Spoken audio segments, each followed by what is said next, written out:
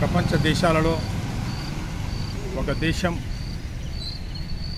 ఒక సందేశం ఇస్తున్నది. టెక్నాలజీ పైన ఒక దేశం ఆధునిక టెక్నాలజీతో వ్యవసాయం పైన ఒక దేశం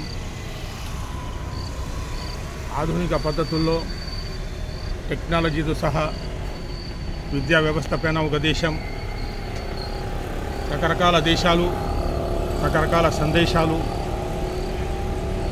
రకరకాల పర్స్పెక్టివ్ భావాలు ఇస్తున్నాయి. అదే మార్గంలో ఒక దేశం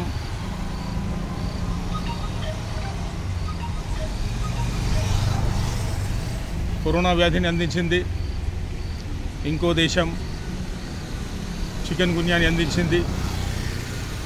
అదే మార్గంలో ఒక దేశం ప్రపంచ దేశాలకు ఎయిడ్స్ వ్యాధి అందించినది.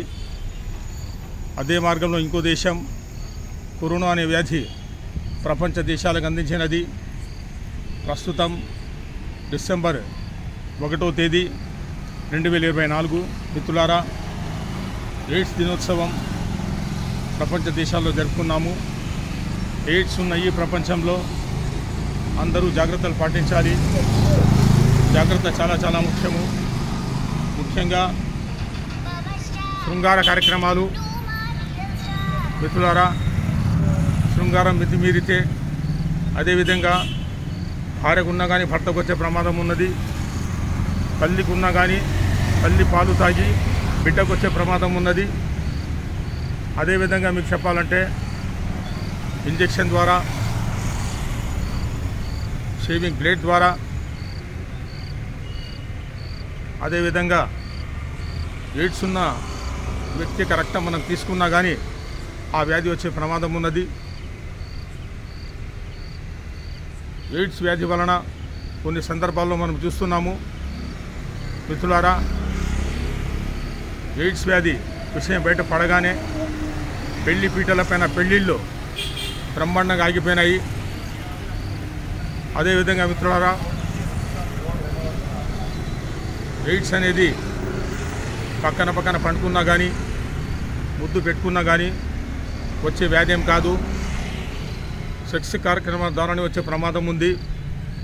సెక్స్ కార్యక్రమాలు విచ్చలవిడిగా చేస్తే తప్పకుండా వస్తుంది.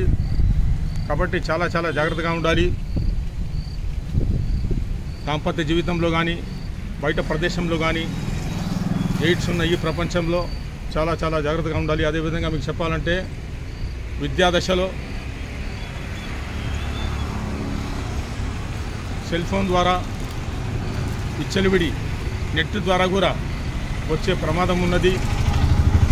సెక్స్ కోరికలను ఎన్కరేజ్ చేసే ప్రోత్సాహం చేసే కార్యక్రమాల ద్వారా తప్పకుండా వచ్చే ప్రమాదం ఉన్నది. కాబట్టి ప్రభుత్వాలు సెల్ ఫోన్ మీడియాలో, వాట్సాప్ మీడియాలో, నెట్లో పనికిరాని విషయాలు, సెక్స్ సన్నివేశాలు, సెక్స్ కార్యక్రమాలు తప్పకుండా కంట్రోల్ చేయాల్సిన అవసరం ఉంది.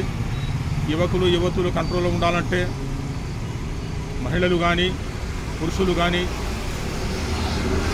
నవ సమాజ నిర్మాణం కోసం పాటుపడాలంటే తప్పకుండా సెక్స్కు సంబంధించిన యూజ్లెస్ కార్యక్రమాలు నెట్లో ఉన్నా కానీ, వాట్సాప్లో ఉన్నా కానీ, సెల్ ఫోన్ మీడియాలో ఉన్నా కానీ తప్పకుండా దాన్ని నియంత్రించవలసిన అవసరం ఉంది, కంట్రోల్ చేయాల్సిన అవసరం ఉంది. ఎందుకంటే జాగ్రత్తలు పాటిస్తే ఎయిడ్స్ని మనం తప్పకుండా నివారించుకోవచ్చు. ఈ అవకాశం ఇచ్చిన మీ అందరికీ ధన్యవాదాలు తెలుపుకుంటూ మీ భారతీయుడు. జై హింద్.